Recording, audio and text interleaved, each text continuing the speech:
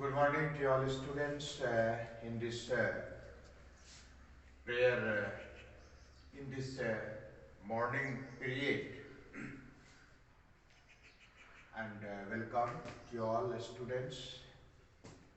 Today, the topic is the role of police and the courts, and today I will like to finish it. And before finishing it, I have already discussed about the public prosecutor,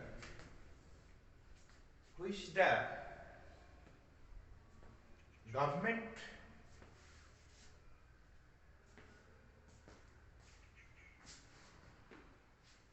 prosecutor,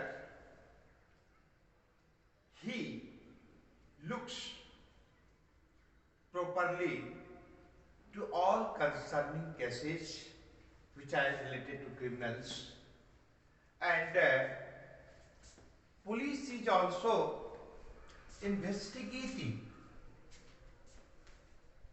to concerning cases, and after the charge sheet of police, public prosecutor began to file a case, यानी public prosecutor एक सरकारी वकील होते हैं जो expert होते हैं कानून के। सरकार की ओर से उन्हें अपॉइंट किया जाता है किसी भी क्रिमिनल केस को जज के समक्ष प्रस्तुत करने के लिए पुलिस के द्वारा चार्जशीट होने के बाद, यानी पुलिस और प्रोसिक्यूटर दोनों दो एजेंसी है, दोनों का कार्य अलग अलग होता है। पुलिस जब एफआईआर के बाद चार्जशीट दायर करती है, तत्पश्चात उस चार्जशीट के आधार पर पब्लिक प्रोसिक्यूटर उस केस को, उस मुकदमे को बारीकी से संबंधित जज के समक्ष मामला को रखता है और प्रयास किया जाता है कि सही बात को जज के समक्ष प्रस्तुत किया जाए, ताकि जज को किसी भी प्रकार का निर्णय लेने में कोई भी त्रुटि न हो। सही जजमेंट के लिए इस प्रकार का प्रावधान रहता है। सरकारी वकील, सरकारी गवाह, इसी को शॉर्ट में हम लोग, चूंकि पब्लिक प्रोसिक्यूटर रहता है इसलिए इसको हम लोग पीपी भी शॉर्ट में कहते हैं।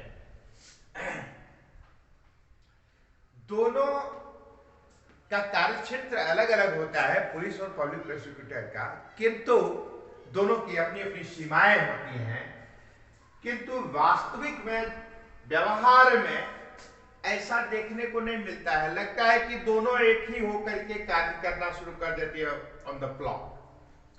खैर, किंतु हम लोगों को उस पर ध्यान नहीं देना है। दोनों का अपना अपना पक्ष में, अपने संदर्भ में, कार्य में, कार्यक्षेत्र में वो बखूबी ड्यूटी करते हैं और साथ ही साथ, लेकिन कभी कभी देखा जाता है कि जब ऊपर के पुलिस ऑफिसर जब केस को स्वयं डील करते हैं, तो इसमें थोड़ा सा पब्लिक प्रोसिक्यूटर और पुलिस इस मामले में सही विचार को रखने में असहज महसूस करने लगते हैं। तो इसलिए वहां पर जज को निर्णय लेने में, सही निर्णय लेने में, चूंकि सही बात पब्लिक प्रोसिक्यूटर के द्वारा प्रस्तुत नहीं किए जा पाते हैं, जिसके कारण सही जजमेंट में कुछ परेशानी आती है। किंतु ओवरऑल पब्लिक प्रोसिक्यूटर सरकारी वकील के रूप में जाने जाते हैं, जो दोषियों को सजा दिलाने के लिए जज को सहायता करते हैं। अब इसके बाद है रूल ऑफ लॉ, यानी कानून। यह है the rule of law says that every person is equal before the law should be obeyed. The courts are expected that they will give their judgment considering every person equal before the law. यानी कानून के नजर में सभी बराबर है, सभी के लिए समान नियम होता है।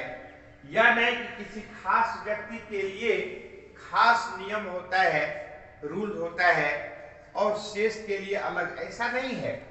बल्कि कानून के नजर में देश के तमाम नागरिक एक समान होते हैं।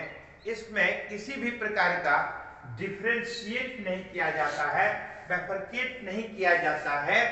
और एक बात आप देख रहे हैं, the should not discriminate against any citizen on grounds of religion, race, caste and sex.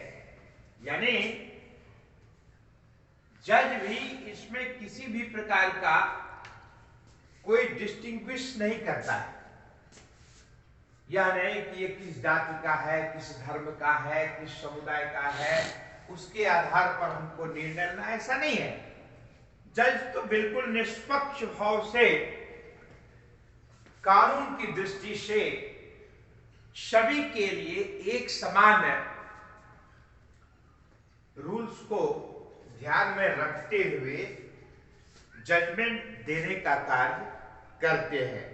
तो अर्थात रूल ऑफ लॉ से तात्पर्य है कि कानून सभी के लिए एक समान होता है, बराबर होता है, देश के सभी नागरिकों के लिए। इसमें किसी भी प्रकार का न तो विभेद किया जाता है, चाहे वह धर्म के आधार पर ही क्यों न हो, चाहे वह जाति के आधार पर क्यों न हो, चाहे वह किसी विशेष वर्ग समुदाय के आधार पर, ऐसा नहीं है। सभी बराबर है, सभी एक समान है। इसी को कहा जाता है रूल ऑफ लॉ, यानी कानून की नजर में भारत के सभी नागरिक एक समान हैं। इस प्रकार का उल्लेख भारत के संविधान में है। तो इस तरह से हम देखते हैं कि जो महत्वपूर्ण बिंदुएं हैं इस टॉपिक में क्रमशः मैंने क्लियर किया है। पब्लिक प्रोसिक्यूटर का अलग इंपॉर्टेंस होता है, पुलिस का अलग इंपॉर्टेंस होता है, और ओवरऑल जज को पुलिस के द्वारा और पब्लिक प्रोसिक्यूटर के द्वारा जजमेंट देने में सही व्यक्ति को दोषी प्रमाणित करने में और जजमेंट देने में सहायता मिलती है। और इस टॉपिक में इसके बाद शेष कुछ भी नहीं है। तो आगे के लिए आप होमवर्क में लिख लें।